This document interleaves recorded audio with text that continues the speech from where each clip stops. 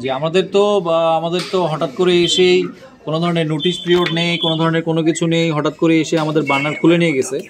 এখন আসলে এটা আমাদের তো কিভাবে সমাধান করা যায়, বা আসলে আমাদের তো সলিউশন প্রয়োজন। এখানে তো অনেক স্টুডেন্ট থাকে, খাবার দাবার, এটা আমাদের টোটালটাই কানেকশন। এখন আসলে আমরা কিভাবে সমাধান টানতে পারি বা কিভাবে সমাধান করা যায় ভাই?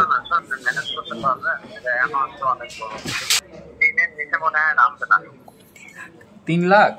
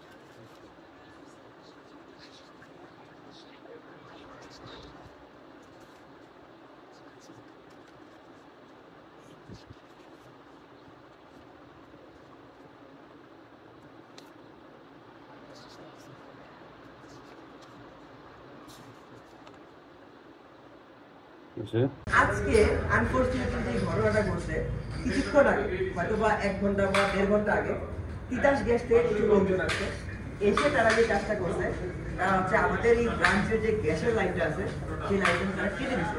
এখন আমরা যদি গ্যাস না পাই, এই গ্যাস না পেয়ে আমরা আসলে কিভাবে খাবার রান্না করবো বা কিভাবে আপনাদেরকে সার্ভ করবো, এলিগেশনটা আমাদেরকে দিয়েছে যে ছাত্রাবাসে গ্যাস লাইন আপনারা এভাবে ব্যবহার করতে পারেন না, আপনারা অবৈধভাবে গ্যাস লাইন ব্যবহার করতেছেন ছাত্রাবাসে। ছাত্রাবাস গ্যাস লাইন ব্যবহারের জন্য উপযুক্ত না।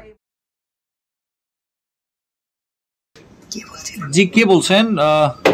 আমি তো ওনার কথা বুঝি না। হ্যাঁ হ্যাঁ, জি, আমাদের তো হঠাৎ করে এসেই কোনো ধরনের নোটিশ পিরিয়ড নেই, কোনো ধরনের কোনো কিছু নেই, হঠাৎ করে এসে আমাদের বার্নার খুলে নিয়ে গেছে। এখন আসলে এটা আমাদের তো কিভাবে সমাধান করা যায়, বা আসলে আমাদের তো সলিউশন প্রয়োজন। এখানে তো অনেক স্টুডেন্ট থাকে, খাবার দাবার, এটা আমাদের টোটালটাই কানেকশন। সো আচ্ছা, এখন আসলে আমরা কিভাবে সমাধান টানতে পারি বা কিভাবে সমাধান করা যায় ভাই?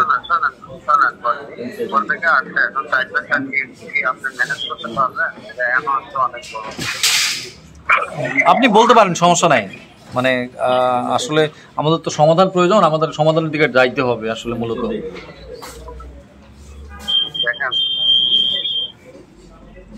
বলেন না ভাই।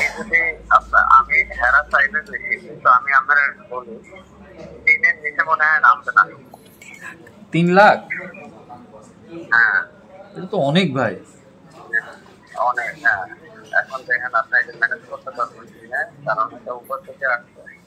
আর মোট কথা হচ্ছে এটা তো আমরা আর্টিফাইটেন আছে, ঠিক করে নাই মনে হয়। ঠিক করে নাই, ওনাদের নির্দেশ আছে ঠিক করা, পরবর্তীতে শুরু করে আমরা নেগোসিয়েট করে তাহলে কোনো কিছু কইরা না, একটু দেখা করি। তাহলে দেখা করে তাহলে এটা কিভাবে কি সমাধান করা যায় আরো ডিটেইলসলি। তাহলে আপনি যদি পারেন তাহলে আমি ওনাদের বোঝা দিয়ে যে আমার পুরানা লোক, উনি আমার ফোন করেছিল, আমি ওনারে মোটামুটি আবার দিয়ে হয় তাহলে আপনারা ম্যানেজ করতে পারবেন কিনা ওনাদের বলুন। আসলে এত অ্যামাউন্ট আসলে আমি আপনাকে শিওর বলতে পারতেছি না, তবে যেভাবে হোক আমাদেরকে তো সমাধান করা প্রয়োজন। এখানে তো অনেক স্টুডেন্ট আছে, ডিনার হবে না। তো আপনি তো মনে সম্ভবত আগে আসছিলেন মনে হয় না? আমি তো আপনাকে চিনতে পারতেছি না আসলে।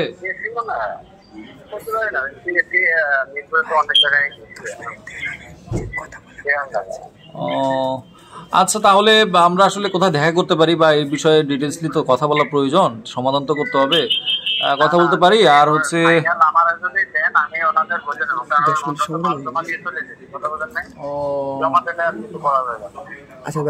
আচ্ছা, জমা দিয়ে না, আমি তাহলে 10 মিনিট আমাকে সময় দেন, 10 মিনিট আমি একটু কথা বলে নেই তাহলে। হ্যাঁ,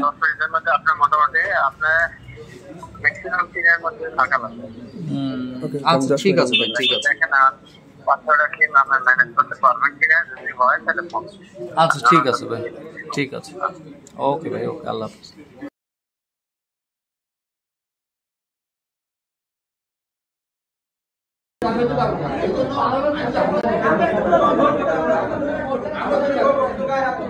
আচ্ছা আমাদের প্ল্যানটা শুনুন সবাই, আপনার প্ল্যানটা হচ্ছে আমরা সবাই একসাথে যাব, বাট আপনারা যে যা আছেন একটা টিম চারজন করে একটা সেপারেট থাকবে, সেই এরিয়াতে আমরা ঢুকবো, সেই এরিয়াতে আমরা বিভিন্ন জায়গায় ঘোরাফেরা করবেন, চাটা খাবেন, যা চা খাওয়ার বিল হবে এটা আমরা দিব। যখন আমরা লক দিল সবাই এক জায়গায় ঢুকে যাবে, একত্রিত হয়ে ওদের কাছ থেকে জয় বাংলা।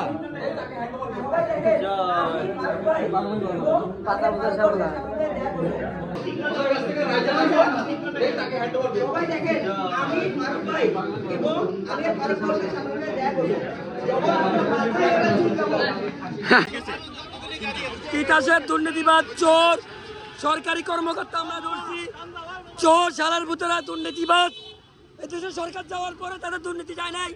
গাড়ির নাম্বার দেখেন, এখানে সামনে গাড়ি আরো একটা আছে দেখতে পাচ্ছেন, সরকারি গাড়ি। আসুন আপনাদেরকে নাম্বার দেখাই, আস্তে আস্তে সরকারি গাড়ি নাম্বার দেখেন।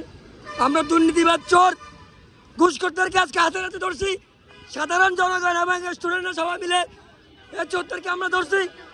আসুন আসুন আমরা চোরদেরকে দেখাই, এই দুর্নীতিবাদ, এই চোর, এরা হচ্ছে চোর দুর্নীতিবাদ। চেহারা দেখেন, ঘুষ খাইতে খাইতে এই পর্যন্ত চোর সরকারি গায়ে হত্যা দেয়। মাটিতে বাংলাদেশের মাটিতে